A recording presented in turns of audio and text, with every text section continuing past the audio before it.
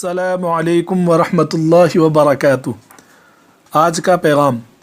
حضرت ابو حفصہ رحمۃ اللہ علیہ روایت کرتے ہیں کہ حضرت عبادہ ابن صامت رضی اللہ تعالی عنہ نے اپنے بیٹے سے کہا، میرے بیٹے، تم کو حقیقی ایمان کی لذت ہرگز حاصل نہیں ہو سکتی جب تک کہ تم اس کا یقین نہ کر لو کہ جو کچھ تمہیں پیش آیا ہے تم اس سے کسی طرح بھی چھوٹ نہیں سکتے تھے، اور جو تمہیں پیش نہیں آیا وہ تم پر آ ہی نہیں سکتا تھا۔